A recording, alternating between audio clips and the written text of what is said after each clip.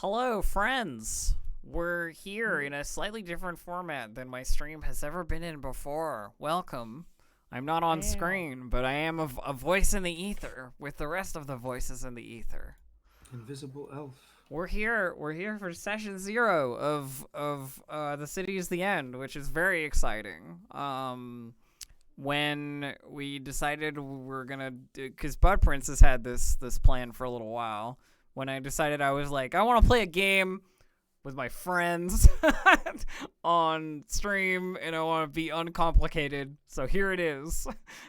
Yeah. So today's stream is sort of a planning stream. You know, we're gonna talk about the expectations for the upcoming campaign, as well as like some safety stuff, and just generally kind of introduce the setting and the characters and so on once we're done with that stuff. That's the plan. Yeah. Hype. Woo. Yeah. So where do we want to start, friends? Introduce ourselves. I Yeah, guess. let's do that. Vaguely. Let's do I that. have a vague introduction. I'm Let's- Bud Prince. My pronouns are they, them, and I'm the GM for this game. So that's about it. You'll hear me talking a lot, and I'll let other people introduce themselves. Wonderful. Ink, you want to go next? I am Ink Corvid or Ink. My pronouns are they, them. I play Urtica. All right, and Jeevesy? Hi, I'm Jeevesy, or Jeeves, either way is fine. I use they or he pronouns, and yeah, I'm going to be playing a wonderful character called Etienne. Yeah. I'm very excited for you to meet him later on. I think that Who is a boar. who is Yes, Literally a boar. he's a Or- crushing boar. Well, yeah, well, I mean, you said Urtica, but you forgot to mention Invincible Shadow Ogre, but we'll get there. Yeah, we'll talk a little bit about the setting and I, characters, obviously, because this is session 0. And so- of course, you guys probably know me if you're here. I'm Distracted Elf. You can, oh my god, my brain immediately went into the "you can find me" speech. you can. I'm on Distracted Elf. Mondays at wait. My pronouns are she, her, and I am playing a character named Alora, who is an elf antiquarian. But yeah, let's talk about safety first. I think this is the best place to begin, right? Because the setting Definitely. inherently has some stuff in it. Or maybe we should talk about the setting first. I haven't really organized this. Yeah. This is... Okay. So, like game also has some stuff to talk about as well. Okay, yeah. Well, first I should say we've like all of us players and myself included as a player, I guess, a GM, whatever. We've talked about safety already and like Mhm. that sort of thing a little bit beforehand. We've done a few sessions of like character creation, obviously, because we have characters already. But the setting, like, it has some safety stuff to talk about, or like content. I guess it's not really safety for the audience. It's like content warnings. Yeah. Like player facing stuff. We've had a chat about that stuff already. But like, if you're new here and you haven't watched the other episodes and you want to know what the deal is, I guess we should like cover what the setting is, and then go into a little bit about like content warnings, and then player safety stuff we can talk about as well, like after that, so that everyone's on the same page, so viewers and players, I guess. Yeah, That's good. that sounds great. I immediately, when you say talk about the setting or introduce the setting, I think of the copy pasta the Ink came up with to describe the setting. So yeah, I should have saved that somewhere. Yeah, yeah. I should have saved my own. I've got you. Hold on. Well, Coming well, into I chat have now. my. Yeah, How I have- would you describe the There it setting, is. Prince? Well, the thing is, I realized like the reason I like show don't tell is actually because I'm pretty bad at like communicating ideas through words, like just word. Because like when you have an idea in your head, it's actually connected to every other idea you have in your head at the same time. Like you think of a cool like character, it's connecting all the neurons that are like it presents all that information to you in your head at the same time, but it Mhm. tricks you into thinking like, oh, that's just this character. Like it'll automatically transmit all that other stuff to people if you just say the character's name to them or whatever. That's not true at all. It So will I have- eventually, you know. yeah, like I have a difficulty explaining like the full scope of Well- the setting. So well, I let's- keep It is Let's. the Lawrence Fishburne Matrix thing. Yeah. You cannot no one can tell you what the city is the end is. You have to Yeah. experience it Well, for yourself. the very broad strokes is that it's a, like gameplay wise, it's a TTRPG, obviously. Well, maybe not obviously. I don't know if you've never seen a TTRPG stream before, but it's a TTRPG. We're playing Zweihander with the Zweihander system, like homebrewed pretty heavily Yep. in a lot of places. And it's the core idea is that it's a roguelike West Marches setting campaign. And what that means is that it's very deadly. There's going to be player death. There's going to be encounters are going to be dangerous, and like there's no guarantee that it'll be balanced for your characters. That in that way, like the world moves on its own in a way that other campaigns don't generally do because they tend to have like a story. You know, you level 1 characters will fight level 1 monsters, and then they'll fight level 2 monsters. Where in this, you might meet a level 10 monster when you're level 2, and so on. So that's the roguelike element. The West Marches element is that it's a hex crawl, so it's based on exploring the world. And to talk a little bit about the world first, is that it's a post-apocalyptic fantasy ecumenopolis, which is a word I should have practiced saying before deciding to make a setting based on it. But it's essentially a city that covers an entire plane of existence or world. And in this case, it is very much a plane of existence. There is some multiverse stuff built into the setting. So it's a giant fantasy city that was both the great calamity that ended humanity, and also is the last like vestige of their existence. So it's a giant graveyard essentially that represents their highest achievement as well as their downfall. That's the general like fluff setting wise. It draws on some I guess media wise, it draws on like Dark Souls, and it draws on you know I don't know. Wayne Barlow. Yeah. Wayne Barlow, the His Hell setting. It draws on that. It draws on Zadislav Bekinski. I don't know how to pronounce Polish names. I'm sorry. That's the artist who does these strange buildings that have like human faces built into them, and like masses of human bones that are like swirling around in these shapes on like bleak landscapes. It's a horror setting, as well as being a little bit goofy, because I was gonna I'd say essentially it can go from like Cronenberg levels of body horror as far as content wise. Like there's going to be a lot of like body horror. That's the main content warning I should put out there. But it also goes sort of towards a Jim Henson like Labyrinth levels of like, it's goofy but it's kind of upsetting at the same time. Like there's like a wall made of human hands in that movie, I think. Yeah, is that yeah, there Labyrinth? is. Something Yeah. like that. There's those creepy Muppets that remove their heads when they're singing.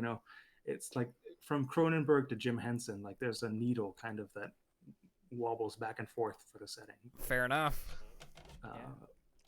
And so that's the overarching idea, is that it's a fantasy setting, city based, like completely urbanized, based on exploring this giant city. It's like a mega dungeon that's built out of mega dungeons, and it's a hex crawl. So each hex is a unique kind of location, and I think they're going to be moving around as well. So it's going to be randomized hex crawl. That's where the roguelike element comes in, basically. So essentially, you'll be exploring these things and try to figure out each hex individually, but the hex might move. So there's going to be a lot of traveling and like moving around and trying to gain advantages slowly, like it is taking a game the time to figure stuff out. It is a game of figuring things out, exploration, revealing of mysteries. Yeah. And what else? I mean, that's the very long-winded overview of it. No, that sounds like sounds setting good. and gameplay wise. It's like the things to expect are deadly combat, exploration, weird NPCs, and essentially the setting is just, think of a giant fantasy city that doesn't really make sense. It's like it's illogical, like crumbling but constantly rebuilding space. Essentially, it's like a non-Euclidean. Is that the word? Or Yeah. MC Escher style kind of it's nonsense. There's a lot of nonsense, honestly. Sounds good.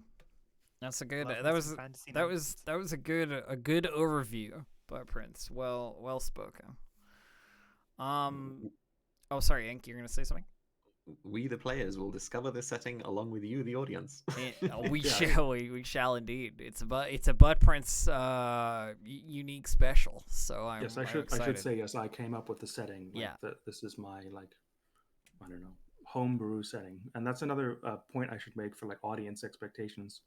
This is for me at least. I don't know about Alf and the others, but for me, this is very much like a home game first, and like a stream second. As far as like, I'm sort of just going to be trying to play this like as if I originally planned this just as like a home game, like over the internet, Yeah. and it turned into a stream because like Elf said, she wanted to play a game on stream like with her friends and stuff, so we're sort of streaming it. But it's, for me, it's more of like there's going to be a lot of like kind of casual stuff. It's not going to be like super professionally done. I don't think any of us are voice actors, or like, don't expect Critical Role. You're going to get like just four people playing a TTRPG. Yeah. Is my like expectation, and like that's sort of what I want to put out there for the audience. Like, don't expect super like, I don't know, production value, I guess. But also, this is gonna be awesome, Butt Prince. We don't need to. We like production value. Yeah, Yeah. you're right. I want this to be as easy for all of us as players and producers and GMs as possible. I want it to feel casual. I want it to feel friendly. Like between all of us, it's not a working thing. It's just for fun. But also, like, I think don't sell it short either. I think it's gonna be really cool. I mean, Oh, absolutely. Prince It's going to can- be an amazing home game. I'm All of setting. the I'm effort setting into this. Yes. Yeah. I'm just setting expectations as far as like, it's not going to be like everything's in character. Like, you watch some of these shows, and it's very much they're putting on a show, and like the game is sort of, it's there, but it's more about like role playing. It's more about their like, acting skill, kind of like stuff. I mean, I also don't want to be putting them down either, and it's very like. The game. I'm not putting this down. I'm not putting this down, and I'm not putting them down. I'm just saying this is what you can expect from us. This is going to be a very much like people playing the game and like talking out of character and like having like playing a game as opposed to like putting on a show, which is equally valid, but it's not what we're doing. Yes, what I'm our trying to table. get at, Our table basically. will be our table. Do not expect other tables that you may have seen me at or other people at. And we're gonna do what we're gonna do, and it's gonna be a home game first. Is kind of like the vibe that it has. But Prince said. Yeah. Yeah, personally, I would not want Critical Role at this table. If I want Critical Role, I will watch Critical Role. Yeah. So I mean, And, Let's I want the city as the end at this table. Yeah. It's literally impossible for me to be Matt Mercer. I'm sorry. Sorry. I can't become him. I can't do it. But don't worry about that. You're Butt Prince, and that's perfectly Yes. exactly what we need. I'm So not trying to become Matt Mercer. with that little introduction to our setting, where do we want to move next, Butt Prince, conversationally? So that was a very loosey-goosey kind of introduction. That's as far good. as, It content gets, for the audience. Like that's was what I wanted to get out of that. And now we can talk about what we've sort of already talked about for like safety stuff. And for me, I guess I'll start by saying what tools I plan to use. And like the safety tools is lines and veils is the big one, which are I guess the line is something that you don't cross, so it's something that'll never appear in the game, and a veil is something that you can include but will be behind a veil, so like difficult to perceive. So it'll be either fading out on scenes that contain things that we don't want to see, but that exist in the setting, or basically it's like a fade out or kind of a curtain. Yeah. Yeah, you can allude to it without going into massive detail about it, whereas a line is just, this does not get included in the game. Yeah. So those are the main ones. I guess it's the X card is the other one that I would say. Yep. Anyone who's playing, just either message me, or actually I'm using Roll20 safety tools are built in. You can add it to your whatever it's called, your hotbar or something, to have an X card. I don't know what it looks like when you push it, But if you do, actually, I'll try that now. Why don't I click the X card button right now? Let's see what happens. We get A Puts big X. we comes get a in the big front. we get a big X.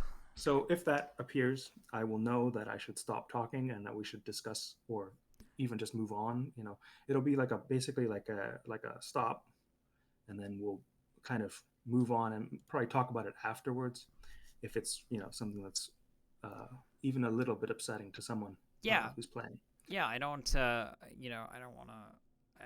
This table should be a comfortable place for everybody involved, obviously, and that's the hope. Everybody has fun, and we don't go into stuff that nobody wants to go into. Absolutely. And the other thing is that everybody at this table, like, I'm hoping, can feel comfortable in expressing those feelings. Like, there's absolutely no shame. I'm sure I will use it 1 or 2 times, at some point. There's always something that comes up you don't think about, It's not an admission of defeat to hit an X button, you know what I mean? To X card something. It's just a like, I don't want to do this, move on, kind of. Yeah, I mean, the tool is there to be used, and I just know some people in the it past, becomes... on some of the tables that I've played on, have been a little bit oh, absolutely, shy. yeah. They're a little bit shy can of the definitely safety be- tools, Yeah, it can definitely be a case of like, oh well, I could use it, but then I'd be letting people down or anything like that. It's like, no, it's there to be used. Yeah. So Bud Prince has just I used it definitely like a think so. million times. Yes, I Heck pressed yeah. it four times so that you can, if you need to spam it, and that's a safety thing for me as well. I found out, I've never streamed before. This is literally like my 4th time, I think, on a stream ever. Like You're doing great. Well, I'm saying this because I get a little bit focused sometimes. Like I found this, like there was a Discord message I missed like 2 streams ago or something. So like, make sure if it's important and you want me to stop, you like really make it clear. Just if I miss it, ping it's not Bud because I'm Prince, ignoring you. Just make sure that I want to make sure that I'm aware if something's going wrong. Like spam the X card if you have to. Like don't feel like I'm. That's why another part of it being a home game first rather than a stream is like there's no like oh, we're live, you can't say anything because we're live, and like I'm in the middle of a big villain monologue or something. You can interrupt me at any time. If this is the final boss encounter and I bring up something that upsets you, even if it's like something that we said was okay before, you can always, even if it's something we've established as part of the setting or whatever, you can say like, hey, I don't want to deal with that today because today I had a bad day and I don't want to talk about that stuff. So like I will always be happy to stop talking and Good. Move Wonderful. on. So that's the and likewise safety tool. Likewise for players, sometimes players get into their gory details, and they can also be X-carded. And Bud Prince, you are also afforded the ability to fade us, you know what I mean? Yes. Like, I don't want it to seem like it's a one-sided thing. It's not. It's everybody at the table. Everyone is equal, like, and while Bud Prince does the lion's share of the work, sometimes the players also need to be X-carded. Yes, and personally, like I will always be happy to talk about stuff like on a very meta level. That's another part of it being a home game and not a show. First, for me, what that means is that like we're always in discussion like outside of the game as well. Well, and I think Like, I think that's a good thing to like show people. That like it doesn't have to be a production. It can be a game. You don't have to be in character 100% of the time. I will be in character some of the time. I promise you that. Yes, I mean that's fine. Yeah, like that's actually something I'll get to after the safety. Oh stuff. yeah, okay, yeah, we got Discuss this gameplay stuff like to talk about. gameplay stuff. This is going to come up as well, like the question of like meta and so on. So But we've got safety wise, like this is. Please. Go. So no, sorry, Bud Prince. I don't want to interrupt you, but Well, yeah. Very awkward. Please go ahead. So we've got lines and veils. We got the X card. Is there anything else we want to talk about? We've set some lines and some veils ourselves, but I don't know if we want to get into what those are. So that's what I was about to ask. Yeah. Do you want me to go over them like as far as like audience facing, or do you want to keep those? I mean, I think it's fine to like give the general lines. I mean, Yeah, I mean, I'm happy to talk about the like Same. line I said and stuff like that. So Yeah. I actually haven't. I haven't written anything down because I'm a bad player, but No, that's perfectly fine. Like this is what session 0 is for anyway, Yeah. is to discuss these things. And the only reason you'd write them down beforehand is if you wanted them to be like known to me, but not to like the audience or no, the players, etc. we're But I good. think we're all on the same page as far as like no one minds them being public, like No. with each other. So we're like just gonna sort of discuss. Just gonna them barge openly. ahead. And like I set lines for the setting itself, which the players know about, and I can talk about those. I Yeah, let's guess. talk about those, Bar Prince. What are our sort of So like setting lines? basically, lines. These are like the usual like big ones that you get in a lot of these like games and shows. It's the really heavy like stuff that if you're going to include it, you really have to think about what you're doing, and like you can include these things in your games, but it's not something to just do for the fun of it, right? Like so, like sexual violence is something that doesn't exist in the setting or in we won't go into it at all. Bigotry in general, no racism, systemic or otherwise, or fantasy as well. Like there's none of that. Like I said, those are the big lines. Like basically, there won't be like sexism or transphobia or ableism, like as like presented in this setting. It's not something that the setting gets into. This is a very like I don't know, aloof kind of from the real world horror. It's a horror that's based on like weird body stuff and like like I said, it's terrifying setting related horrors. It's like fake. It's scary, but it's not scary because it's reminding you of the troubles of the real world that actually affect people's lives. There are plenty of ways for characters and NPCs and stuff to be horrible to us as player characters without resorting to bigotry. So. Yeah, like it, and there are like there's because again the game system is slightly. I mean, it does change the way the setting works, and this is very much the Zweihander version of this game setting.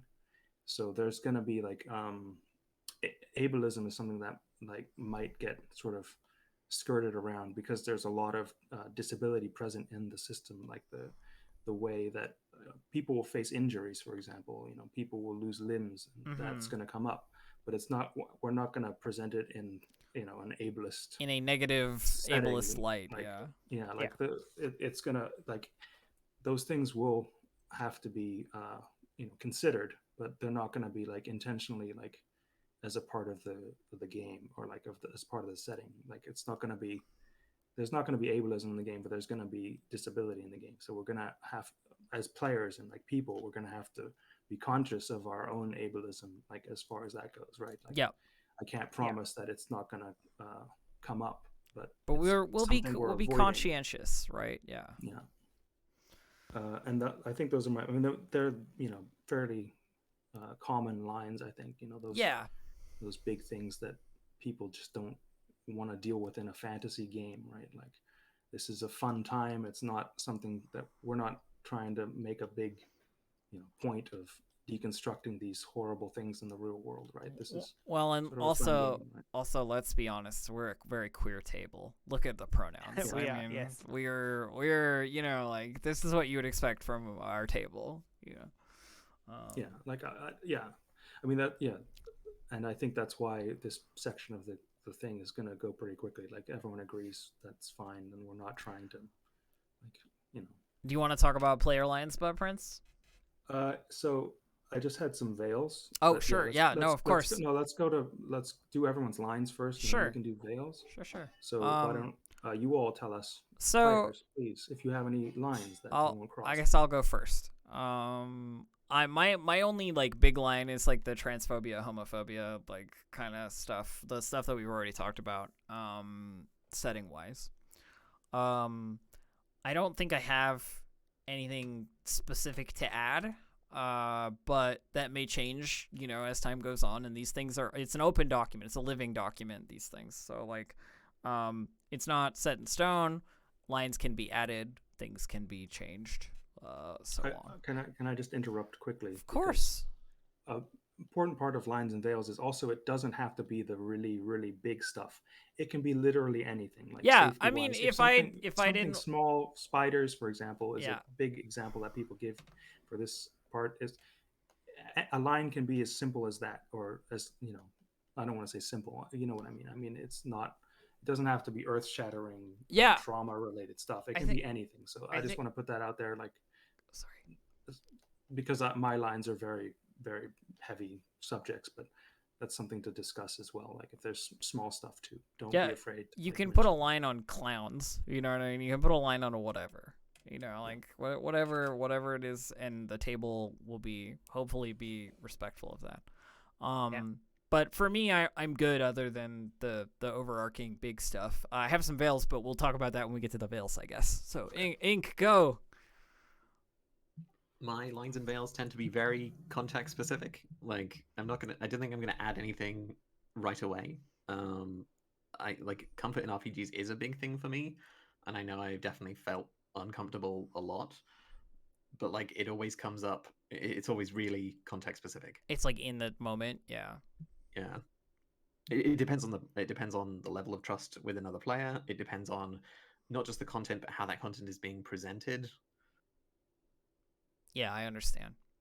Yeah, and I hope as we come to know each other more as players and stuff, because we haven't played before, hopefully well, at least from my point of view, know that if I say anything that's uncomfortable or anything, I'm more than happy and willing to just be quiet and listen as you tell me.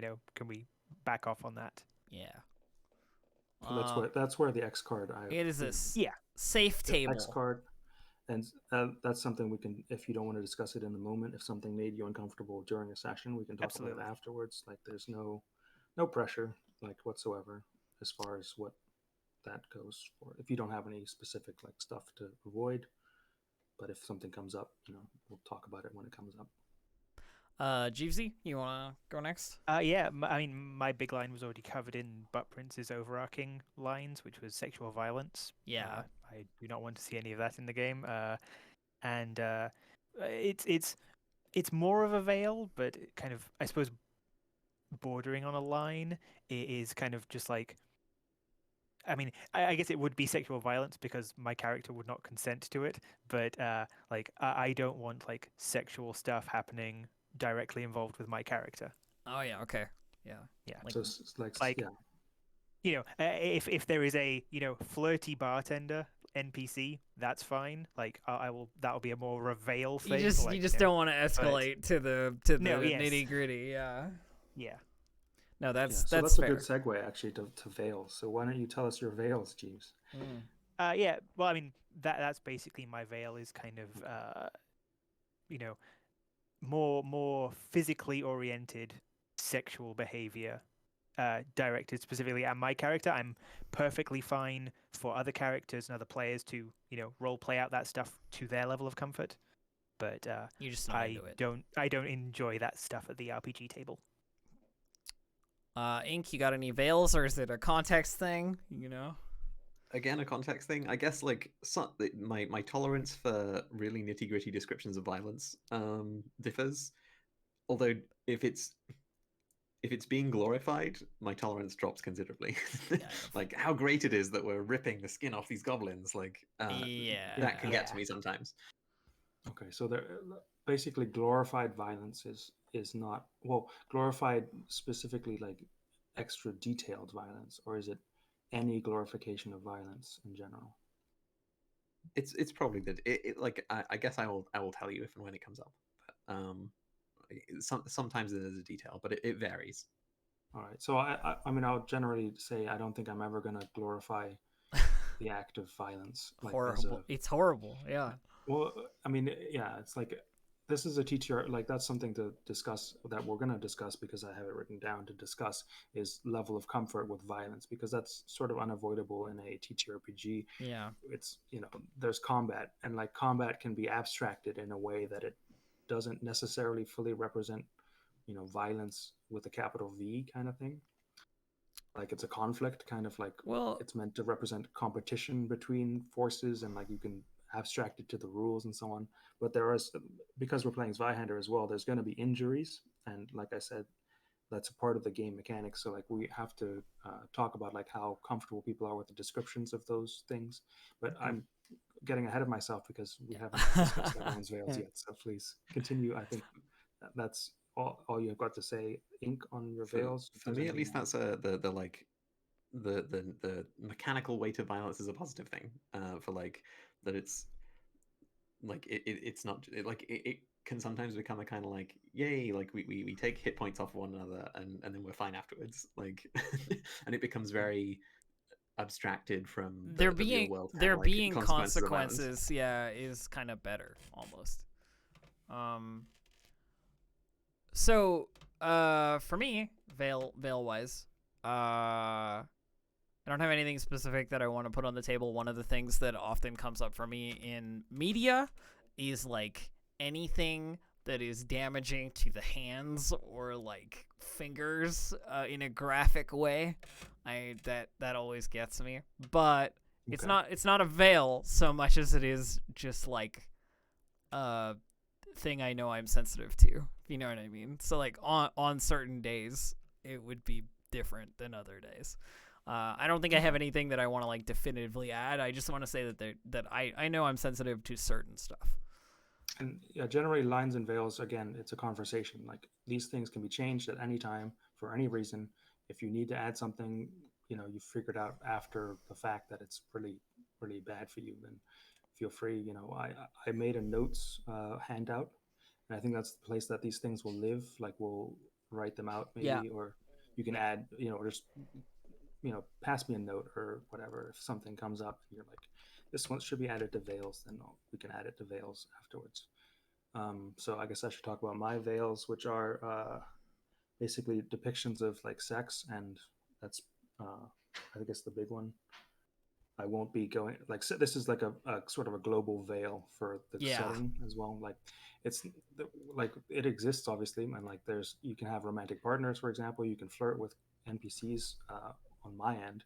Between players, obviously it's between players, so like you should talk to the player and respect their lines and veils. For me, like I don't mind if you want to flirt with an NPC, if you want a romantic relationship in your backstory, that kind of thing. I won't be graphically describing any kind of content in that regards, and I won't be going out of my way to be like presenting the world as like particularly sexualized, I guess is the sort. It's like PG. I don't know the PG system. It's sort of PG-13, but like for only the sexual content. only the sex Yeah. side, yeah. But for like body horror, it's like PG, Rated R. I mean, actually, I should honestly say it's PG, whatever the players are comfortable with. Yeah. Like I can go all the way past Cronenberg into like, this is really super gross. Really messed up. To Yeah. all the way, the Muppets movie with like Muppets, kind of body horror. What if you can imagine that sort of thing? Like Labyrinth is a big one I tend to present because it has some kind of upsetting, weird stuff in it, but it's also their Muppets, so it's sure does. It's less. It takes the edge off, sort of thing. Like I really enjoy it when kind of horror does that thing where there is nothing technically gross about this. There's no arterial spray or anything like that, and yet it's still really horrifying. Even though it's Muppets. Like that. That's like. When a media property manages to walk that line, I'm just like, yes, I love this. Well, yeah. Yeah. Do we want to talk about gameplay, Budprints? Questions that you had? So yeah. For us? So say like first we'll cover the game. Like this was lines and veils, but there's also sort of general like comfort levels with certain things that will come up in the game. So like I mentioned, body horror is a big part of like the setting. Like most of the stuff that I could find upsetting, I would describe as body horror. And body horror is basically weird transformations of people into stuff, like anything, like either walls of pus and flesh. Yeah, some of the stuff we've described already, is like in the previous like character creation stuff would certainly classify. Etienne's backstory is full of horrible stuff. So essentially like descriptions thereof. How comfortable are people with with that, like how on the scale of Cronenberg. If I mean, I say Cronenberg, or is everyone familiar with Cronenberg movies as far as what that represents horror wise? Like, can you is that something a You touchstone that we all share? visualize it, yeah. Yeah, we're talking like The Fly and stuff like that, Yeah. aren't we? Yeah, The Fly, Videodrome. I don't know many other. Well, The Thing, of course. yeah, the If thing. you've seen The Thing, that's like body horror maximum kind of. That's Cronenberg. That's like maximum body horror descriptions. Like, I will like present it as if it's a real thing, sort of descriptive wise. Like, I'll go into like a detail into that, and like the other side of the needle is like Jim Henson, as I mentioned, like the Muppets movies. Well, not the Muppets, like Labyrinth. The pseudo Muppet movies. That Yeah. are like back in that era of the Labyrinth, and like Dark Crystal, though I haven't seen it, I assume is sort of similar. Dark Crystal You know, has there's- some good Yeah, it stuff. has There's some of some that stuff. weird stuff, or like the rats in Princess Bride, for example, are horrifying Muppets, right? Like, but they're also just Muppets, so like it's less horrifying. So on that scale, generally, if everyone is familiar with those two touchstones, how comfortable are people? Like, Okay, so me personally, I'm good. You know what I mean? Like, I could go either way. They're both fun. Okay. They're both interesting to me. Like, all the way from one end to the other, I can handle. right. But that's just for me, obviously. Ink, Jeevesy, either of you got a I mean, Ditto, I guess.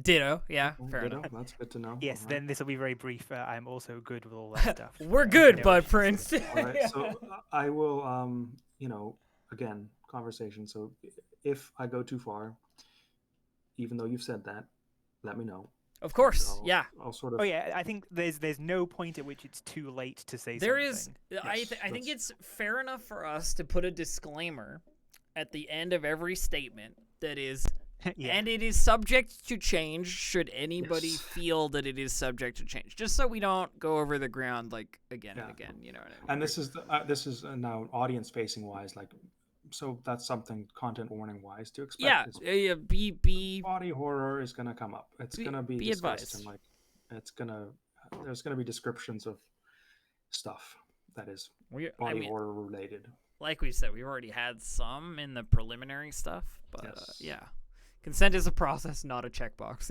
Indeed, Ink. Yeah. Yeah. Yeah, I mean it can be relinquished at any. Taken away at any time. So I will be aware of that. We will, keep that in mind. So what's So that next? was- What's next on the agenda? So that's body horror. That's the setting one, right? The larger setting stuff. Then there's Zweihander specifically. There's going to be violence. There's going to be injuries. Mhm. There's going to be diseases as well. So those three things we have to decide on a comfort level as far as descriptions go, and like their weight, I guess, in the system. How comfortable you are with your characters suffering these things.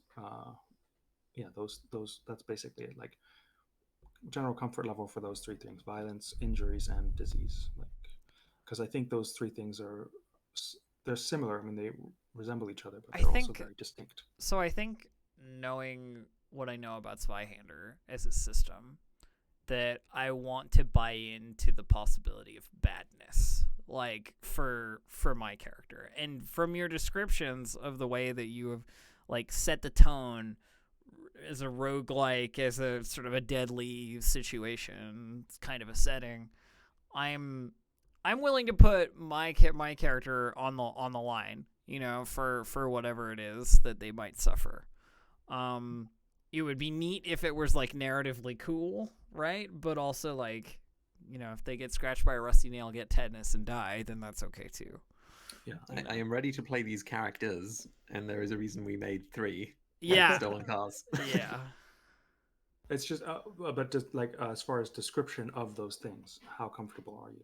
I think I'm good. Generally, like at tables, I'll admit that I've been the one to describe more than people are comfortable with. You know what I mean? So like, I think I'm fine, so to speak. Someone else? Okay, anyone else have any? I am Any feeling feelings? comfortable. Good. So go for it. Ink is set. Jeevesy? Yes, I am comfortable with all three of those things. I've said at previous tables I've played at, I always say to the GM, hey, if you need someone to like be made example of, someone to suffer a horrific fate because we picked a fight with the wrong NPC or whatever. Oopsie use my doopsie. character, so I'm more than happy for my character to Suffer. suffer whatever violent descriptive consequences you have So, in mind, yeah, or, that's or very- An diseases, epic etc. death. Very clear like distinction here is the description versus like. Oh 'cause yeah, I no, can- sorry. I can- I mean, I'm happy with the descriptions as well. Yeah. If you want to, like, Okay, yeah, just to unload make them on sure, my like, 100% character, that's sure. fine.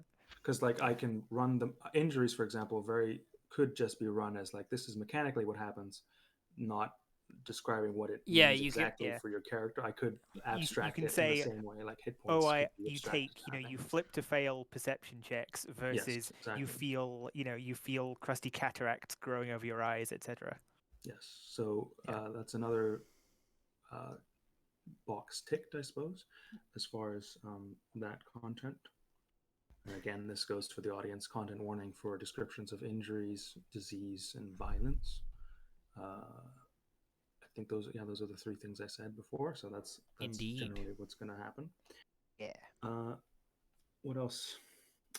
So I think that's basic. Like, there's going to be some classism, like class conflict, inherent in Zweihander, and like setting wise, I'm not really sure how much it applies because there's sort of there's no real class system because there's no real system because it's a post-apocalypse where everything has been like atomized as far as like reality has sort of split apart into the city, and the city is reconfiguring reality. So like there's no noble there's noble districts of like the city, but the nobles in there are actually completely divorced from every other person in the entire city. Like Yeah. if they are acting like nobles, they're sort of separate from any kind of real I guess consequence to their actions as far as like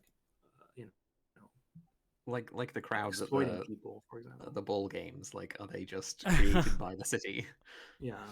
So like there's I mentioned classism specifically because there's the gameplay mechanic wise, there is a social mechanic that relies on basically if you're a different class than the person you're trying to convince or to argue with, there's penalties or there's benefits. So it implies there's sort of disdain between classes. There is a class system, like a case system, like built into the rules. And I'm like for now I'm sort of running it as like a kind of a personality clash essentially because Yeah. I'm going to be honest, like eldritch beings from beyond the veil of time and space might not really consider social like class stuff necessarily, but there are rules for considering how they present, how they react to different people, and it goes for chaos and order as well, which is the sort of alignment system. If your chaos is higher than your order, then you have a penalty. Versus if your order is higher, if someone's order aligned and your chaos aligned, it'll affect your ability to convince them of stuff as well. So that's the main gameplay system for that.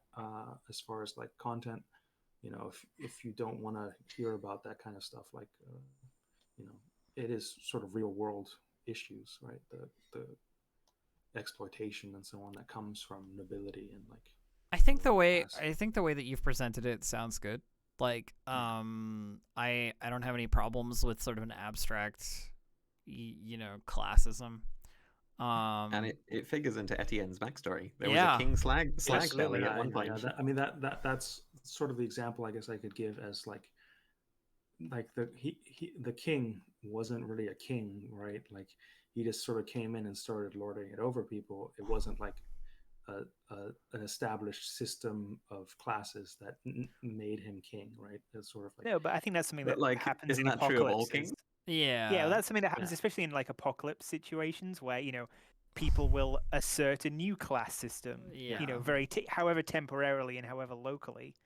And I think that as players moving through this setting, even if the setting is we enter a district that is entirely nobles, by being the disruptive PCs that PCs always are, we will inherently shake up that system by if Etienne comes in, he's lowborn, so he's definitely not going to interact with people the same doesn't way doesn't that yeah the it doesn't have nobility the expects. same advantages as Laura in that situation, who is aristocratic, like versus And that's the The part I'm opposite. sort of abstracting. Like if you don't want to buy into the idea that you're either an exploitative noble or like a underclass person, that's being exploited, as far as like the implications of that socially and think- so on. You don't have to do that as a class, as like a through the lens of class, basically. I think the thing for me That's is like it's not a matter of like superiority or minority. It's a matter of Yeah.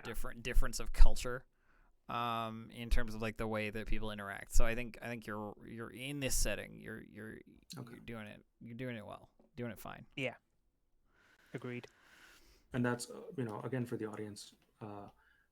If you're going to play Zweihander, that's very different from how Zweihander, Yeah. like Zweihander is very much about that sort of class conflict, and like where you are in the social ladder is really important to the inbuilt setting of Zweihander, basically. So like again, this is Zweihander like homebrewed to fit the setting rather than the other way around, I guess. Yeah. So that's the other like big setting system thing to talk about as far as content. What am I missing? Anything on your notes there, Bud Prince, that we also still need to talk about? Yeah, I think content now unless anyone has anything else to say as far as this stuff for like safety, we'll move on to like gameplay comfort, like gameplay ideas, that's just stuff that you just don't like, you don't enjoy playing. I'll basically talk about it if no one else has anything to Ask say. your questions, gatekeeper. The only other thing I was going to mention was this is more an audience thing, because I think us as players are all aware of this. Like guns are an element in this setting, so Yes, if anyone there has are any guns. sensitivities towards guns, they might come up at some point. I think one of my characters has like a set of pistols. Yeah, So- I guess I sort of steamrolled that under violence in general, but yes, Yeah. the setting has firearms, and Yeah, it I also just has- mentioned that in particular because I know that's a this is- particular it's sensitivity. very good to some because people. there's also drug use. Drug use comes Yeah. up in the game setting, Right. in the game, and it's an essential part of how you heal, and like they're kind of like buffs and stuff. So there's going to be a use of chemical substances that are often considered, there's sort of, it's touching on drug use. So there's conversations to be had about like addiction might come up, and like use of what they call delirants, basically. And there's also alcohol is another one of those drugs that is going to come up in the game. So Sounds fine by me. So yeah, that's very good that you brought that up, GZ, because it reminded me of the other one that I should mention as well. So yeah, drug use is going to be a thing. So that's, I think, now everything that I wanted to talk about as far as content, and unless anyone else has any other things to say on that, we'll get onto the gameplay stuff. Sounds good to me. Yeah, I'm good. Ink? Ink? Yeah. I am good, yes. Just gotta make those confirmations. We've only got audio, so. I miss it. So yeah, I but saw Prince. a Discord flash. I don't know. Okay.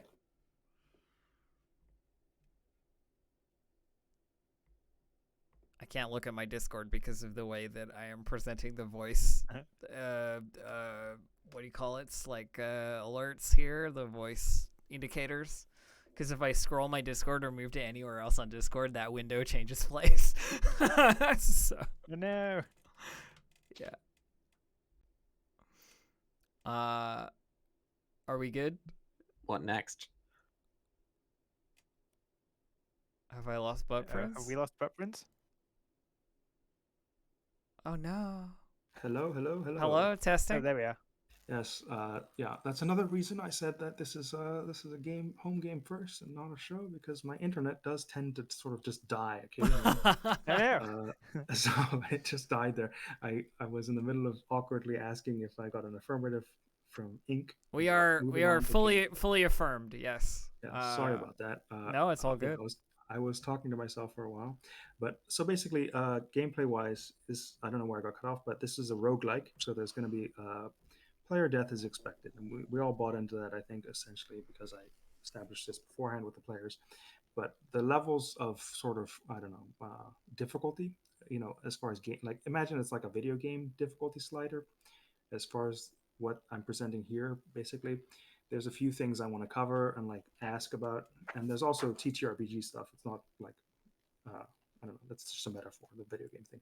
But basically, like as far as what's expected for characters dying, how much of a liberty do I have to kill off your character, right? So I think. And Oh, sorry. I thought that was a question. Go ahead. well, the question is like, how do you feel about, for example, save or die mechanics, where if you fail your save, you're just dead, like your character has died. That's the big one that I wanted to cover because there's some of that in Zweihander from some sort of mechanics do end up with that, right? So that's Okay. one question. So my comfort level on that is basically like character wise, I'm not concerned. Like if they die, they die. That's how it goes. But also like, I don't know the system well enough. You know what I mean? Like off the top of my head to say whether I'm comfortable or not with certain Okay, mechanics. so I should actually say, because we're playing Zweihander, there is a mechanic for essentially avoiding death at any time, and it's called the fate point. And you get everyone has one fate point to begin with for their characters, and that's a point you can spend to either avoid a grievous injury or any injury actually, or avoid death, where you say no, my character doesn't die here, and we'll basically have to discuss what happens to your character instead of dying. But it could either just become they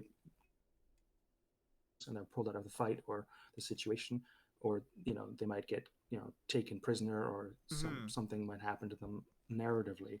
But that's essentially, there's a mechanic against like insta death, but it is a mechanic that you spend. So it's a resource that you have, and that you can get more of by completing major quests, and like we'll discuss how to get more of those points. But that is the main sort of like I mean, release valve for if that. there is a mechanism for me to say no at any point, like once, you know what I mean, then that's fine by me. Then I'm cool with it, because honestly, I prefer what horrible thing happens to you more than you die, mostly. Yeah, right? actually, I should for clarity, like I shouldn't frame it just as like save or die, but like how comfortable are you with like, oh, you meet this super demon and it just kills you all, versus, oh, you meet the super demon and it's threatening to kill you all. Like, as it like, I can go I pretty hardcore, or I can I would be say more lenient, like softer on the like.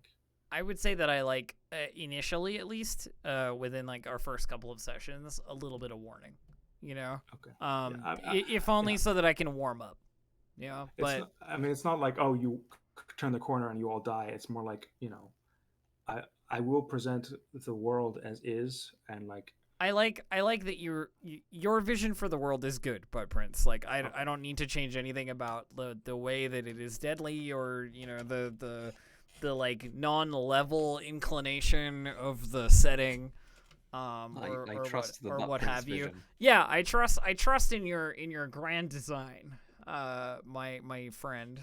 So I'm not worried. okay, Jeevesy. Same, yeah. I'm more than happy to go along with the plan as you see it, and take Okay. the cards where they fall. Is that the phrase? Yeah, I think it's something similar to that.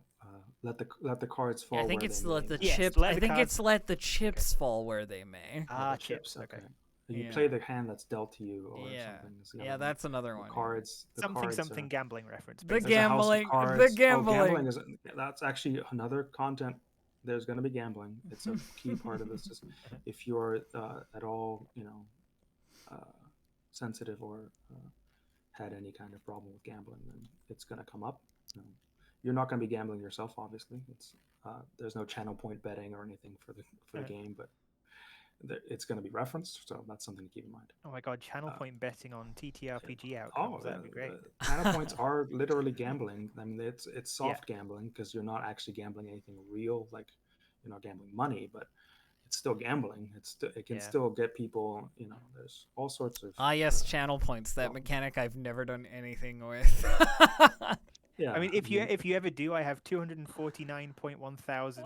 Yeah, I mean, points. all of you probably have way too many. I mean, you can, there's fun things to spend them on. The predictions are fun too, but you should, we're not going to engage in those just so I don't have to, like I said, home game gambling. first. Home game first. Yeah. I don't want to add production. I don't have to. But yeah, the gambling will come up, and everyone's okay with rocks fall, you die. Essentially, is I will telegraph that there might be rocks that there may fall. be rocks that could fall. Yeah. I mean, to be honest, this is going to be the main reason I ask is because there's going to be traps in the game, and some of the traps in the setting and not in the system can literally be rocks fall, you die, and like you're slain is the consequence of not succeeding on your test to avoid the trap. So there will be like deadly traps as well. So I want to keep that like rocks fall, you die can happen if you walk into a place. No, definitely. Not carefully. No, it's good. It's good. I'm into it. Yeah. So that's the first gameplay thing. How do people feel about like secret information between players? Like if I have a secret, I want to tell Etienne about the oubliette, and I don't feel, do you want me to keep that secret to that character, or do you want to share it all on table? How do you feel comfort wise for that? My feelings on that are that if you can't trust me out of game with a secret in game, then we've done something wrong. You know what I mean? I would prefer to know out of game what is happening, so that in game I can respond, as ignorantly as possible. I've always felt betrayal is much more fun when you know what's happening out of game. You know what I mean? You can lean into that dramatic irony. Yeah. You know that Jeevesy is about to assassinate you. You can be like, oh man, Jeevesy's character, I'm so glad I can trust you. Yeah. Well, exactly. Stuff like that, right? Like that one campaign where I was literally just like the dupe for the entire session of it. Like everybody was just leading me on, but I knew out of game, so it was fine. But I think if I hadn't known, I would have been a little upset. So pulling back from that, because that's a separate conversation I want to have, is wouldn't necessarily be player versus player information. This would be secret information just in general. PvP is something I want to get into afterwards, but like generally what I'm hearing is people prefer everyone at the table know the either dramatic irony or like secret sort of side intro stuff. For me, it's that I want to be able to separate, but I also want to be able to enjoy. And I find the most enjoyment in knowing out of game the secrets, but in game not knowing the secrets. Okay. Yeah. Is that also feels good for the audience too? To be able to have that transparency into what's happening. Yes. Yeah. Yeah, and I'm as many times before, I am in agreement with the thumbs up. So basically, open secrets, like stuff like that. I'll basically just say, hey, so your character knows this, and I'll say that out to everyone. Yeah. Everyone will know. So the next we touched on a little bit there is player versus player stuff. How do people like player versus player? I mean, as a general thing, it's always going to be discussion. There's never going to be like you can just roll to attack someone without asking permission first. Like there's gonna be a line there as far as like you can't cross that PvP thing without first talking about it. But that said, do you even want PvP at all? Is there even a little bit of conflict between players? How do people feel about that? I have no problem with having conflict with other players. If that conflict escalates to violence because of whatever that conflict is, and somebody dies, then so be it. In my mind. But also like we're players together and we respect each other and the table.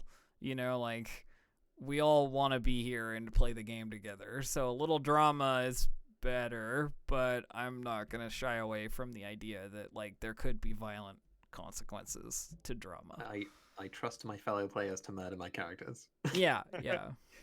Yeah, for me, I actually really enjoy the ability to kind of, so long as everyone is involved, is, happy to go ahead with it. I really enjoy, some interplayer drama, or whether that escalates to violence or not. So Yeah, and yes. I shouldn't have used the term PvP. I should have already said CvC, which is character versus character, because as players we're not going to be. This isn't a competition like. I think we're all Yeah, comfortable with the yeah, idea. Yeah, Yeah, and I think that's we're all actually- like aware of the concept of bleed, and if any Yes, bleed starts happening where oh my god, they did a horrible thing to my character and now I'm feeling bad, then we can discuss that as Yeah, needed. that's no good. We don't like that. Yeah, that's why I shouldn't have called it PvP really, but I. But that's you the know, term. I'm a It is. gamer. I'm a I talk about games. So I Gamer. use a lot of video game context. Like gamer. it's basically not PvP. It's like character versus character. That's what I meant by like you have to talk about it with the person. You have to talk with the table. Yeah. Because it can derail stuff. Like if two characters are like fighting each other constantly and arguing all the time, it can make it no fun for the third person, for example. The very first game of D&D I ever played, which was about maybe just over 10 years ago at this point, actually it would have been like 10, 12 years ago when I was in university. We got 3/4 of the way through our first session.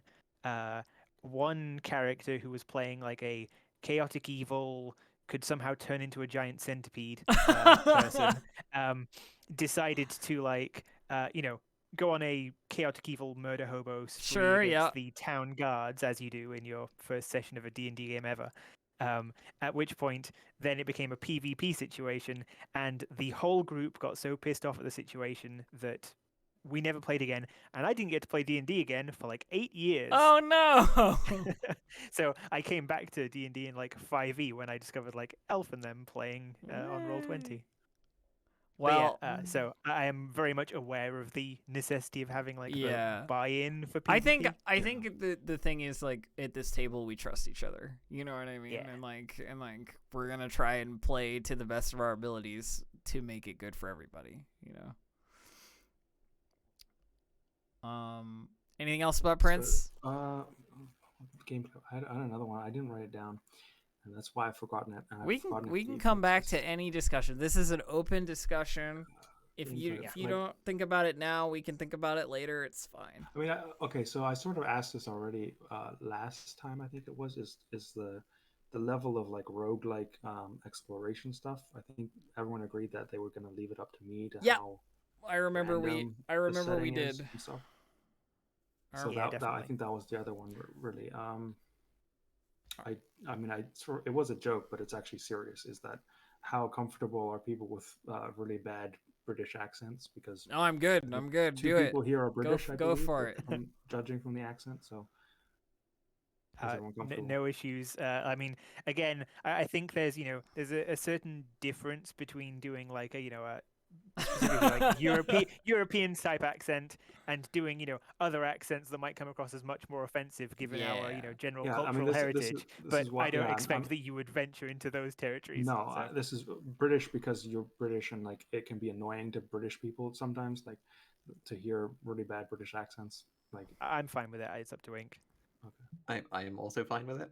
Also okay, being I mean, British. Ink is also chill, and I'm also chill, but it doesn't Yeah. matter. yeah, but it wasn't really super like. Look, you gotta have It's some fun. You gotta have important. some funny It's questions too, but Prince. It's important that you do cover that kind of stuff too. Sometimes I don't know, but I did want to ask that because I did have I was going through my NPCs in prep for this. I just spend Okay. entire campaigns talking like this. Yeah, it's just I can purposely avoid, or I can like just have the roster of the bad British accents that I can sort of have to, and obviously setting wise, no one is actually British in the setting. This is a fantasy setting, but it's like it's No, but fantasy settings vaguely, always, I as we know, that's why I had to ask. fantasy settings always have British people in them. So yeah, and content warning for viewers as well. Bad for British listeners. accents. I'm gonna do some bad British accents. I'm excited. I mean, I'm probably going to do a bad British accent, and I am British, I so don't even know what I'm gonna do. I haven't thought about a Loris voice at all. Well, yeah, I mean, so I think as far as gameplay comfort levels, that's sort of all I can think of as far as stuff to cover, right? There's like, Okay, cool. uh, hmm. Is there anything else that we want to talk about generally? Players, Well, GM. some general game mechanics that I forgot to cover last time in our little combat tutorial. If you want to talk about that, if you want to discuss that now or like when we actually play, but um, otherwise that's pretty much it. Okay. Onwards. So I think the next thing we probably want to do is talk about the characters a little bit. Like Session 0 stuff usually has character Yeah. creation. We've already done character creation, but I'd love to do like a little backstory review, talk about like who the character is, like what the character is like, you know, Yeah. kind of physical descriptions, that kind of thing. So, do you want to do that in fiction or like pulled back as like a meta thing, like just talk about your characters first, or do you want to do That's it, a good like, question. Do we want to like start a little like scene, or do we want to just talk about it in the abstract? Yeah. I'm happy either way. Whatever other people. It would Fancy. seem easier to do it in the abstract, to be like introduce the character to To the audience, general. yeah, like a it's previously on The City is the End. it yeah. falls into covering the setting as well. I mean, I haven't talked about it in this stream specifically, and since this is like the official sort of start of the stream. I mean, you did, yeah, episode. you did talk about it a little bit at the beginning when we were talking about expectations, but Yes, but character wise, I mean, there's For some sure, setting stuff for that sure. I have to bring up because, again, homebrewed Zweihander, not like traditional Zweihander. So there are no humans. I did mention that No humans built the city and were vanished from existence, or whatever happened to them. Who knows? It's a mystery. You'll figure it out, or you won't figure it out, depending on how much you play or this you won't. setting. Well, Yeah. you know, like I said, it's a setting based on exploration and figuring out mysteries. But like, what mysteries you want to figure out? If you don't care what happened to whoever built the city, that's fine. So there's no humans basically. Yeah. So setting wise, the player ancestries are a little different than Zweihander as far as like I guess aesthetic sort of presentation. I've split them into two groups. There's Fey folk and there's animal folk. Fey folk are sort of insectile, hinted. It's not fully like big giant bugs walking around, but their traits and like their sort of I guess demeanors and like Like appearances. the manner, yeah. Yeah, and like also they look like they hint at or they sort of have a soupçon or a leitmotif of insect to them. Mm-hmm. And these are the sort of fairy people, which fall under the usual sort of Tolkien-esque ancestry. So there's dwarves who are like pill bugs and like sort of centipede-ish, I guess, sort of like appearance-wise. There's halflings, which are like very moth or butterfly-ish in their appearances. There's gnomes who are like kind of fly and like I guess sort of not beetles, but like I guess small beetles. So like flies and like small flying beetle kind of aspect. There's elves who are very wasp or bee-like, so they have very sharp features and like hard exteriors, or they can be kind of. I fluffy. just imagined a bumblebee elf, and I'm so happy right now. Yeah, that's part of the like, and again, you know, this is sort of a, I don't know, it's hard to describe, and again, I'm very bad at describing. You're notions doing sometimes, great. but like it's like it gives you it makes you think when you see an elf, you'll think, oh, that's a bumblebee. Like it'll give you that. I can't describe it with words, but if it was like a movie or TV show, you sort of had that. Imagine an elf with aspects of wasp or bee, and Yeah. you're in the right zone. You know. Yeah, and they're very sharp and like sort of, you know, or very fluffy. Yeah. And ogres are like big. Think of like the beetles with the horn. The Hercules beetles kind of Yeah, vibes. Hercules beetles and like mayflies, or mayflies, is that the giant, the really big, those things that fly into your head in the evening in Europe. I don't know if you have. I It's don't. Green flies? No, the it's like a bug. It buzzes. I don't even know what it's called anymore. But it's sort of it has fur almost, and it's like a June bug. I think is maybe I the honestly word. have no idea. I don't know what it is. Anyway, there's these kind of big beetle things that fly into your head at all time, and they're huge, and they just sort of they're like kind of bumblebees but beetles. So beetle is the general kind of ogre aspect. Mm-hmm. So those are the five Fey Fey folk, folk. and those are linked to a Feywild dimension, which will come up with one of the characters. Um, so those are the Fey folk, and then there's animal folk, and animal folk setting wise are there's four of them, and these are again based on Zweihander ancestries, Yeah. but they're slightly different because orcs are just basically boar folk or pig folk. So the orc ancestry is basically pig or orc or boar people. There's rodent folk who are the called Skizarks. I don't know how to pronounce it. The Zweihander version. So they're like rats or mice people. There's lizard folk, I think is what I called them. Yeah, Mm-hmm. who are basically anything from frog to like Komodo dragon to like iguana, Yeah. any kind of range of lizard or amphibian. I wanted to include frogs because I realized I really like frog people. And I wanted to put them in Also, the setting. also frogs are cool. Yeah. Yeah, so that's why frogs are technically they're not lizards, they're amphibians or whatever. I don't Whatever. know. It's your setting, Bud But Prince. they're under It's lizard. fine. Reptiles and amphibians diverged Yeah. at some point evolutionarily. And then finally there's herd folk, which are the beast folk in Zweihander. And these are anything that basically you would consider like a herd animal. So like goats, cows, oxen, that kind of like. Oh my god, I deer. just thought about a Highland cow herd folk, and I'm very happy. Yeah, the emo hair cow. Yeah. Yeah, and the animal folk have much more human traits from the neck down. Is sort of the way I'm envisioning it, but they can have like animal limbs as well. I think tails for reptile folk, for example, are maybe a thing, and like scales for their bodies. And herd folk might have the legs of the specific animal that they're like The goat body. legs. Yeah. I'm Stuff like definitely that, but- picturing Etienne having like hooves rather than feet Okay. Yeah. So you because yeah, boars have hooves. So it's more of a it's like, but they're sort of weird, and there's again, it's a mystery. There's a reason for that in the setting, but I'm not gonna like go out and say why that is. But they have human bodies and like animal sort of extremities, I guess is the way to put it. But all of their heads are like animal heads, basically. There's no like human faced boar. Yeah, of That course. you know of. I mean, not playable anyway. That we know of.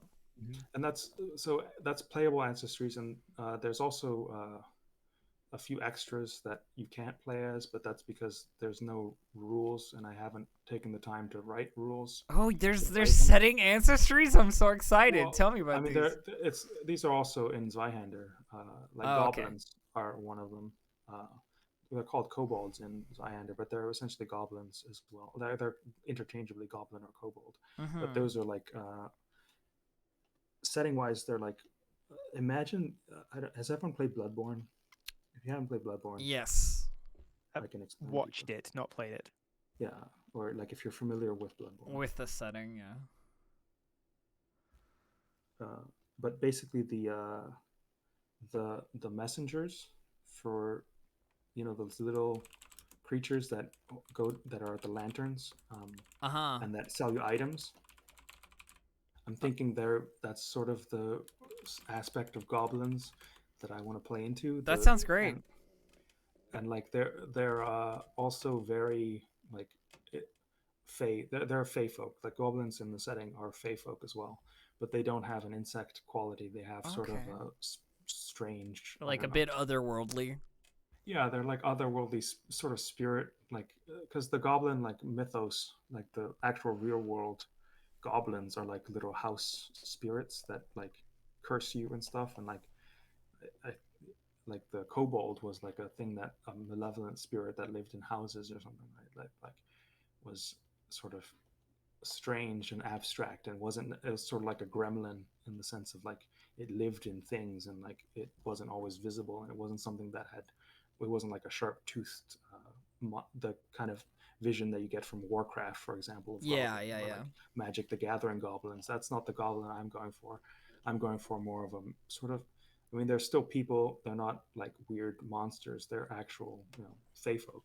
But there's more of that in them than, say, don't think of like Warcraft goblins or like For sure. that kind of goblin, right? So there's like sort of a weird goblins. Weird goblins. There's like there's some bird folk too. There's like, basically animal folk that are birds. There's animal folk that are like fish, but I haven't made them playable because that, I feel like it would require a different set of like rules, and I just haven't gone into that. Same for It's all goblins. Like it's all good. You don't have to. I don't know why I I'm have to describing ask all an this stuff important right now. question. Please. An important question, very, very important question. By which I mean it's a joke. You said before that the bodies of the animal folk, kind of animal head and then more humanoid body. Does that mean that the fish people have fish fingers? Ugh. No, A actually, long walk for a very, Ugh. very bad punch. That was terrible, no. Juicy. I want to say I'm always happy to hear puns. I mean, I make a lot of puns in written form. I could never really come up with them when I'm talking.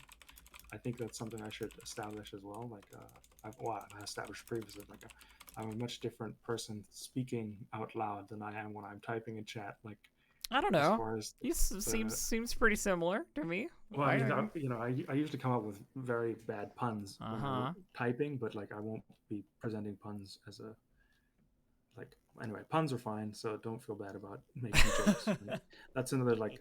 I did want to touch on like the content. I guess not content. Tone is the thing I meant to bring up, right? And that's something I did sort of touch on as far as like horror, but I also mentioned it being sort of a funny. Yeah, like, you goofy said horror, you right? said So, like horror, but a little bit goofy. Sometimes. Yeah. And like that sounds great. That's a good turn.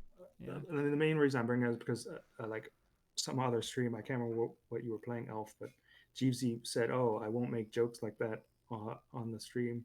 I mean, we discussed this at the time. Yeah. Because Jeevesy just made a terrible pun. It's been established between us, but like as far as tone goes, you can crack jokes. It's not like I a don't- serious yeah. horror setting. Oh yeah, Don't I think worry about that.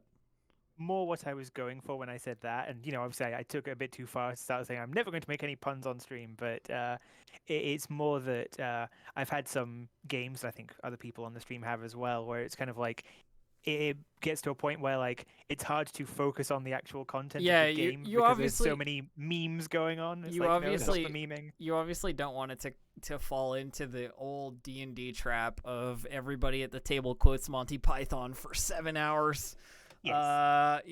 That's not what you want. But Tone wise, like I don't care if you want to, if I present this amazing, detailed description of a horrible monster that I've spent weeks planning for, and I drew a picture, and you're like, oh, the guy looks like a frog face. Haha, yeah, like frogs love flies. We should get a bag of flies for this guy, and cracking jokes.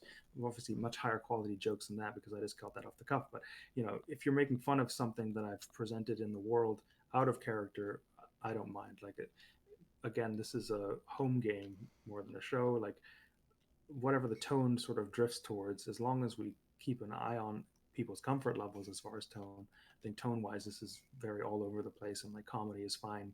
Horror and comedy are like two sides of the same coin kind of thing. But something I want to touch on is like tone of course. never be afraid to like crack jokes or make fun of stuff, or like, and if you want to take it super serious, also feel free. Like if you're like, Yes, I'm gonna be very very grim dark over here. Yeah. I am the edgy downer.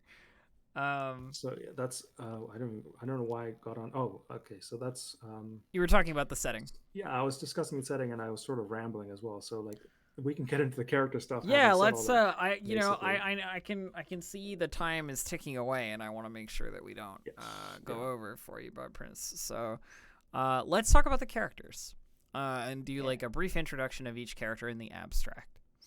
So my character, I guess I'll start. Actually, no, I've started every time. Somebody else can start this time. Jeevesy Inc. Go Ink. Either of you want to do it? I nominate Ink. Okay then. Only if that's okay. Yeah, that's fine. I can go first. I can go first if you'd prefer. I can also do it for you if you don't want to, like, if you're worried about anything. I can talk that's about fine. the characters as well. So my initial character is Urtica, who is an ogre. I'm still kind of grappling with what she looks like exactly, like how beetle and versus how humanoid. But she was born and raised in another world, another dimension, the Shadow Garden. There's a big question mark as to what that is and what its relationship to the city is. But when she came of age, she was given a ritualistic bone mask, and a bag of shadow seeds. And the Shadow Garden is this mysterious fey place where nobody talks. And we I think after Butt Prince left the other day, we I talked did. about I watched back that part, so I do know what you're referring to in that. that maybe it's bad to talk, and everyone communicates in sign language, and if you speak out loud, the plants get you. But she was transported into the city, and has found herself here where nothing grows. There are very specific areas where things grow. So she managed to find a garden that another ogre was tending to. Tried to plant a shadow seed. It didn't take in that soil. So she's still trying to figure out why exactly she has these shadow seeds. She doesn't really know why she's planting them, but she has to make one work. She's been given some kind of missive, like that this is like her job, right? The gloaming court from the mysterious rulers of the Shadow Garden. And to pull back the curtain a little bit is essentially every character has like a quest that if they want to take on the player wise, like they can come up with a quest, and that's what Ink had in mind for their quest as far as their character. And also I should just add profession wise for the mechanically minded and like people who care about system mattering and so on. You are a berserker profession. I don't think you mentioned it. And Yeah. That's something to mention. I guess it's sort of like class in D&D is what you play, as well as the other thing. So you're a berserker. This is like a kind of berserker gardener. Yeah. Well, like we discussed this a little bit, and I don't know how much detail I should go, but essentially your inner light is what represents your berserker sort of profession, and the aspect of light versus shadow, and like the light casts shadow, but if the light is too strong, the shadow is very sharp, and if it's a weaker flame like a candle flame, the shadows are very large. So as you lose health or your inner light, the shadow grows stronger, so your aspect of shadow grows stronger in that sense. So that's your berserker aspect is built into that sort of side of the character. But otherwise, that's a very good description of your character. Themes of dualism and Plato's allegory of the cave, the shadows on the wall, what is real and what is not, what is unreal, what is just a projection or a shadow. Her dooming, which is the everyone gets a sort of prophecy of how they're going to die, is ivy will claw at your skin and prick like a rose. Which is good for a gardener. Yeah. Well, I mean, I think that's very bad. Inspired. And then mechanically, she's an extremely slow-moving, extremely tough sort of tank. She's got 11 soak. Which is compared to Elf's characters. 3! I have 3! That's very, archetype-wise, being a warrior will give you a great deal of benefit in being combat-wise. Also, being an ogre with high brawn is just like, I mean, well, being an ogre doesn't actually matter. In that case. It's actually, that's another thing I changed in Zweihander is sort of following the class modifier module for 5e. I separated statistical changes from ancestries. So keep that in mind if you're watching this expecting Super Zweihander. versus what we're doing, which is different. Yeah, the like quote unquote species like stat modifiers are all moved around based on the character and their stuff. Yeah. And generally, like I think you have to ancestries, keep the same, like, the same pluses and minuses, but you can put them anywhere in your various stats. just mechanically, because I'm quite lazy designing. Setting wise as well, like keep in mind, like every ancestry has a panoply of different body shapes and so on. Of course. There's no. So I keep that in remember mind. Ink at one point you were describing Urtica as like sort of like lanky, like thin rather than thick of an ogre, but I don't know if that's something you're still like considering. I'm still like, I was imagining a kind of like almost a treant kind of thing. Yeah, like sort of tall and thin but strong kind of thing. And most of it, I like, how chitinous am I? Do I have a wing casing? Do I have what's what? Well, Bud... wings. I think there no wings because there's no flight for. There's like no mechanical.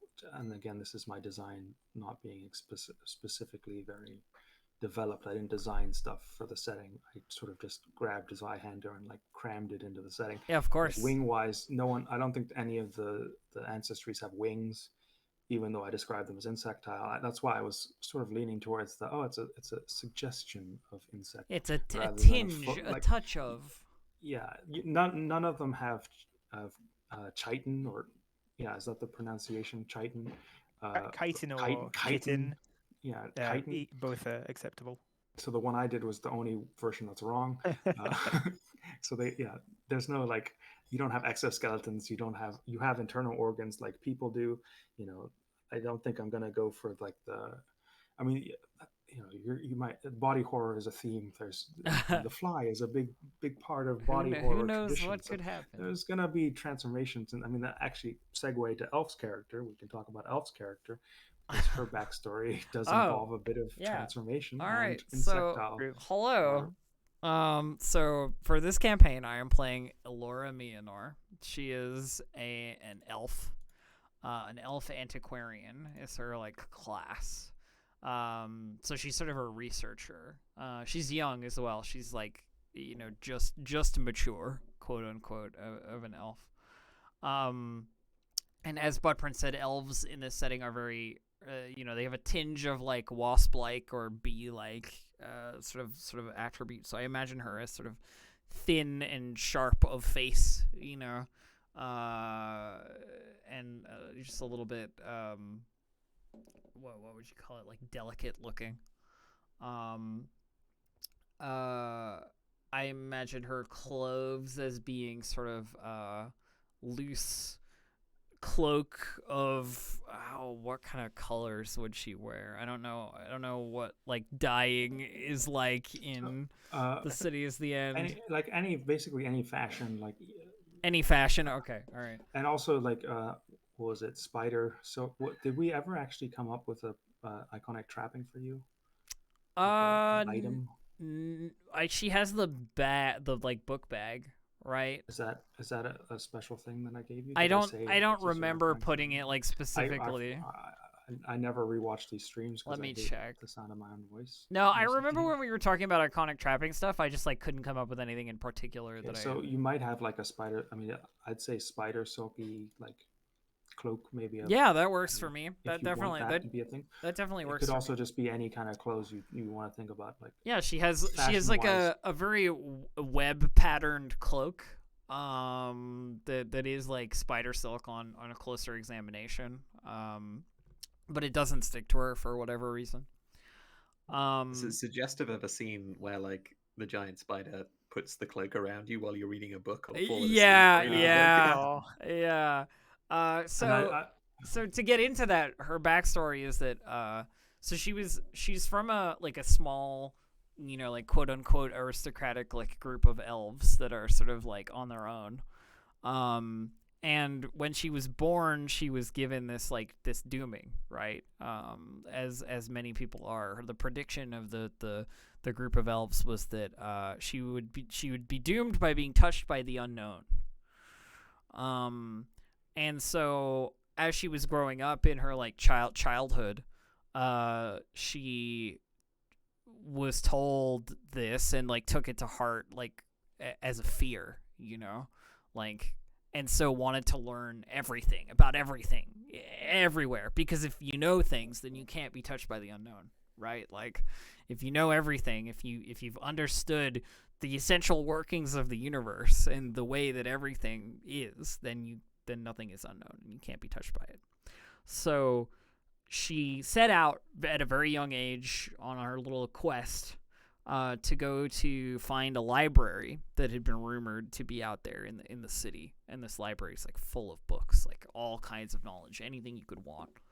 And she did find it, and she lived there for years, basically in the lobby of the building, using the old cafe, yeah, as her means of food and drink, and reading many things, and eventually she got contacted by the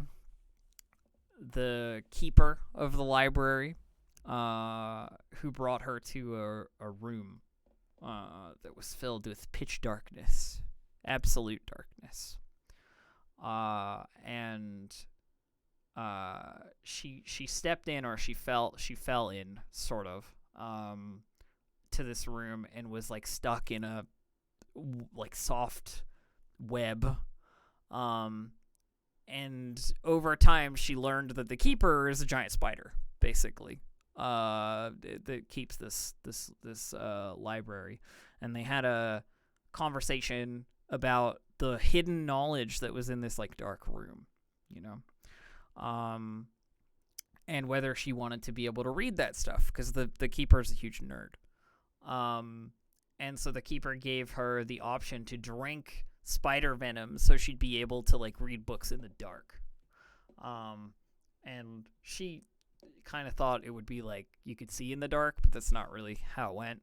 She drank the venom, and she kept drinking it every day to read more and more, and it was like a synesthesia of book, like you open it and you can taste the pages and hear the words, and it's kind of different. And she sat with the keeper in this like dark room reading and talking.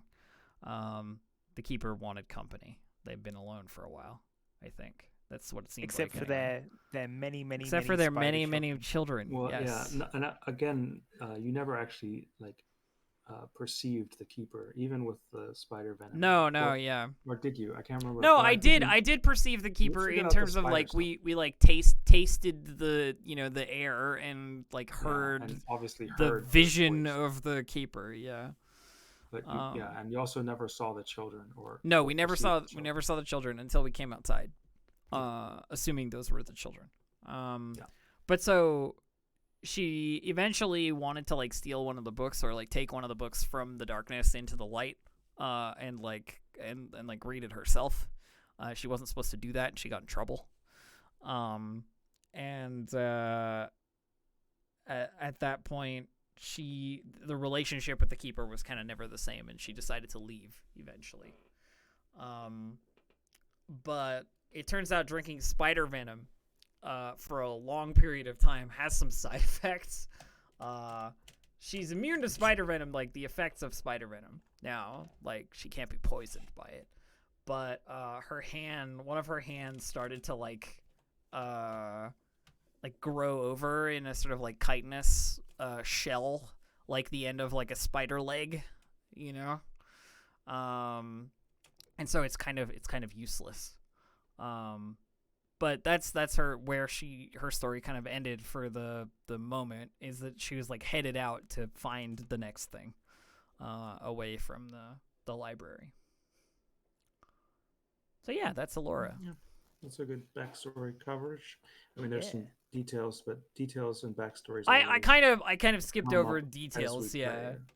But I mean, yeah, the backstory. We did a backstory like session for all the characters, but I want to say like backstory is best when it sort of just comes up organically and like informs sort of your character in general. So like Yeah, details wise, I it think doesn't really matter if something changes. I think the thing that always strikes me with the little backstory for Laura is that while she was in the library, she was like in her adolescence. You know what I mean? She was like between the ages of 13 and 18 in terms of human ages. Which is like kind a of cocoon, it's kind a of cocoon of spider silk. yeah, kind of Quite interesting. literally. Oh, and yeah. So, and you mentioned that you're an antiquarian. Yeah. So So that's she's so very like intelligence focused character, though her stats have come out like pretty good in combat. Though she if she gets hit by a small breeze, she'll be killed. yeah. So I'm gonna probably leave a lot of that to my dear friends who are a little more durable than me. Speaking of your friends, why don't we get an introduction to Jeeves' character? Sure. Yes, I will be playing Etienne Volaire. He's also a rather young character, just 18 as the campaign begins. He's lowborn. He's Boarfolk, so the orcish style ancestry, but in this setting, Boarfolk. And a jailer by profession. The specific kind of jailer he was he was, drummed into service. I mean, willingly. In his adolescence, to look after and keep clean the edge of an oubliette, into which various members and I guess collaborators with a was the Rathian Keep's like owners, were they like an invading force? They were, weren't they? Well, the Rathiron Keep itself was sort of, yes. It was like the Yeah, because it was like a mobile fortress that yeah. like rolled in. The court of King Slagbelly. Yes. Yeah, and they Was so once the King Slagbelly was defeated, overthrown by the people who lived in this area of the city, the various members of his court who weren't immediately killed were thrown into this oubliette, this dark pit, and it fell to Etienne under the like tutorship of the warden of the oubliette to basically keep guard over it, keep it clean, various things like that, which he did for many years until through various happenstances, one day he ended up looking into the oubliette. which you were told After not which, to do. yes, which was a very big no-no, and at that point his life began to change, and his relationship with the warden, who was his kind of father figure, though not his actual father. Did we establish? You said uncle, but like you weren't actually related to them, I think. But No, yes, it was like uncle a was the idea. a uncle in the like familial kind of Yeah, that was friendly sense. And I've got written down here that I ended up ghost marked because I looked into the oubliette. What does that I mean? can't Who knows? I what can't that remember. means? I don't know if we actually No, you don't- specified. I specifically did not tell you. What I remember it was the whatever the oubliette was looking back at you. That's what I Yes. remember. I looked It into had- the it abyss, had and the blue abyss eyes. very much looked back at me. It had blue eyes. Is what you established. I think I Yes. asked you specifically what color the light was, or no, that was ink. Never mind. But yeah, Mhm. the face looked back at you when you looked into the oubliette. Yeah. Etienne's dooming is perhaps tied into the fact that he, let his curiosity get the better of him and looked into the pit, despite being repeatedly told not to. It's some things we should not know. And, You and I are gonna have a fun time, Jeevesy. Oh, absolutely. And yeah, after he looked into the oubliette, there came a period of time where he, continued his duties as best he could, even though the relationship he had with his uncle, the warden, was flagging a bit because of the like broken trust between them. no, well, I don't think you told. Did you? You didn't. Well, that no, never broken came up, trust is in actually. like, I know that or Etienne knew that he had, Yeah, I Uh, think what I soured can't the remember relationship exactly how it. was what Yeah, soured the relationship was that someone you didn't think was deserving of being put in you're the right. oubliette was put in there. I should have So, rewatched the episode. The well, it's fine. ballerina. Again, The ballerina. I think that all these details and like specific backstory stuff like that was really something you can change and like we can discuss Oh no, sort of I'm very happy to go with that. I had forgotten that those two details were, yeah. you know, different things. And the other thing that I forgot to mention during that stream, the first backstory stream, is that you also had sort of I think you tended to the prisoners before they were put in the actual oubliette. Like there was a side building where like they had cells maybe, and the people were Yes. kept beforehand, so there was a little bit more of I maybe you got to know them a little, or like Yeah, you talked to them. communication with them before just It wasn't watching just they them being showed thrown up. in the pit. Yeah, so there, and it also meant you'd have more duties besides just watching a hole all day, Yeah. kind of thing. But eventually Etienne did get more duties when one day he found that the warden had thrown himself into the pit. And as a result of that, Etienne had no choice but to take on the warden's duties, which was not just to look after the oubliette itself, but to maintain the flesh wall, which is as it sounds, a wall of flesh and pus and faces of all the people that have been thrown inside the oubliette. So for a while, Etienne maintained this wall, milking it for its pus every day, I believe was one of the duties. I don't think I used the word pus, but that I mean, Fluids. the theme of yeah, it was a fluid and Yeah. Gross flesh wall. You basically that's and also specifically you don't really know how the warden ended up on the wall. You just know that people that went into the oubliette ended up on the wall. Right, and he ended up So, on the wall yeah. one day. Yeah. One day. So you don't really know what happened there, but you do know that he either ended up in the oubliette somehow or ended up on the wall somehow. So, Yeah, I think probably I'm speaking of Etienne's assumptions rather than the actual facts of the situation. And it smells like day-old pizza meat. Oh, that's what. Yeah, we did establish the smell of the wall of flesh. Yep. Because you'd mentioned pizza. Pizza. Day-old So pizza. yes, there came a time, however, where Etienne was, he decided that it was time to move on. Not because he didn't respect his duties to the wall and the oubliette, but because the oubliette had a need. It needed new bodies to be placed into it because all the deserving, quote unquote, matter of opinion, but all the people who deserved, quote unquote, to be put into the oubliette had been, and it needed to be fed. So Etienne's ongoing quest is to find new people to put into the oubliette and add to the flesh wall.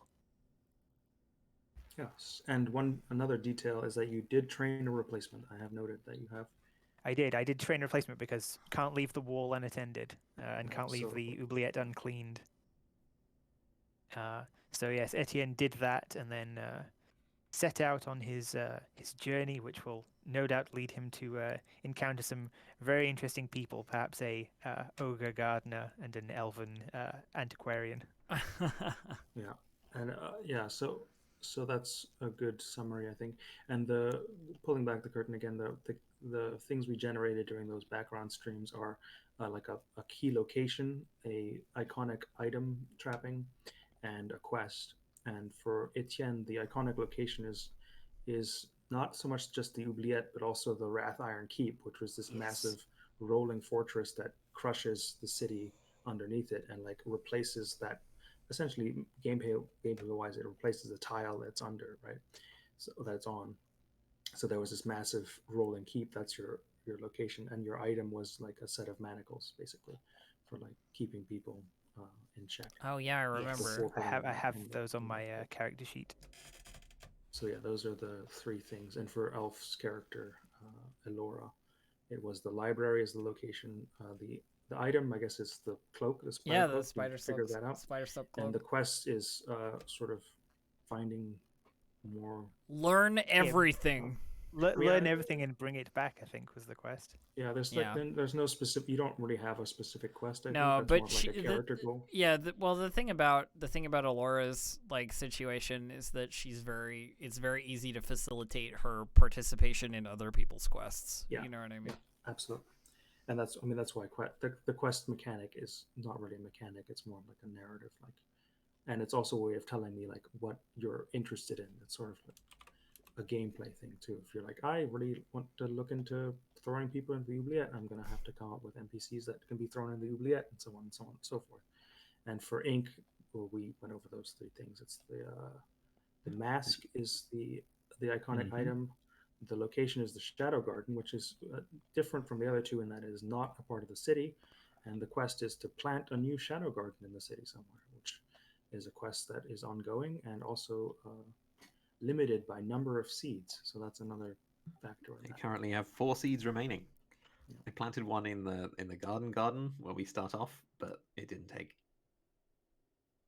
And those are the 3 current characters. There are There are a bunch 6 waiting in the 6 wings. other- Yeah. 6 other characters possible if these characters die, and that's another gameplay thing that we discussed before, but didn't discuss during this stream. Is what characters you're going to play. I think everyone decided to pick one character until they die or retire, and then touch on their other characters. Yep. Yeah. So that's basically it. I think that's an introduction to everything, and that's session 0 pretty much covered as far as like session 0 stuff. We don't. Yeah. We don't have time to do a little bit of role play. I'm sorry, I should have been more succinct. No, it's all good. No, I it's think we fine. can save it for the first session. We'll save it for we'll save it for session 1. as well So- as discussion of how you all know each other. The plan for our sessions, I think, is to have them on Sundays. Is that correct, team? That we're gonna try and do the gameplay stuff moving forward on like a 3-hour block on Sundays. Yeah, works for me.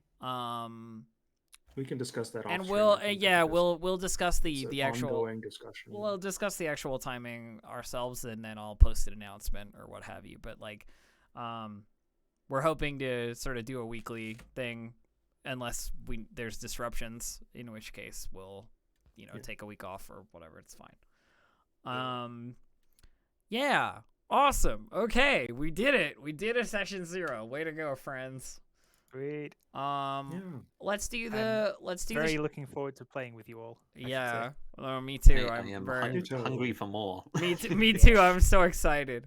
So let's do the shout outs, and like where people can find you and follow you and stuff, and then we'll close it out. So that Butt Prince has some time to decompress before they go have dinner. Butt Prince, you want to start? Sure, I'm Butt Prince. Everything about me can be found either here or on Twitter at Buttopian. I post pictures that I draw on my Twitter sometimes. Not right now, because I just got through doing Sword Timber, which was a lot of swords every day, or one So sword a day. Timber was great. for I all love of- that. So many Yeah, swords. check that out. It's by Faith Schaefer, I should say. She did the whole drawing challenge. It's like a monthly drawing challenge. Anyway, that's me. I'm on Twitter and I'm here. Otherwise, basically, if you want to find me for And on stuff Twitter, that's of this at nature. Buttopian, right? Yeah. Okay. Ink. I am Inkorvid. Ink. You can find me at Inkorvid pretty much everywhere. That's the handle I use for everything. All right. Short and sweet. Juicy. Yes, I'm Jeevesy. You can find me in Elf's chat frequently when she is streaming. You can find me on Twitter at JeevesBun. And you can also find me on Twitter at BooksTrek, where I review and talk about Star Trek. And I'm very enthusiastic about it, so if you don't enjoy aspects of Star Trek, you can just quietly not enjoy it, and you don't have to tell me why Discovery is bad, because it's actually really good. Fair enough. I won't start anything. And I'm Elf. I'm Distracted Elf. You can find me here on this stream, or you can find me at twitter.com/distractedelf, or at distractedelf. Probably gonna roll into some more stream here, I think, in a second. More Wrath. I have Wrath of the more. Righteous. I have more. I have more Pathfinder to play. I'm trying to decide which campaign I'm gonna continue because I'm at the same point on both of them now.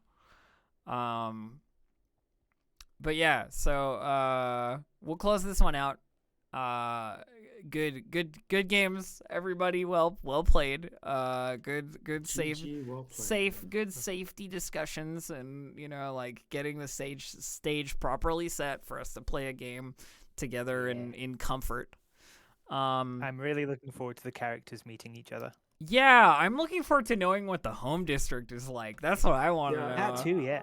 I wanted to get to that this time, but I took a long time to talk about a lot of stuff. Well, that's okay. I was like, this is going to take like 5 minutes, but it took literally 2 hours. I'm sorry. Session 1 will be just good. Yeah. So we'll be back.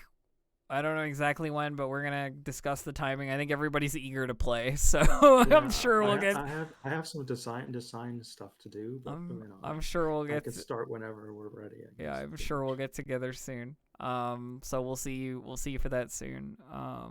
And we'll end there. Yeah. Goodbye. Heck yeah.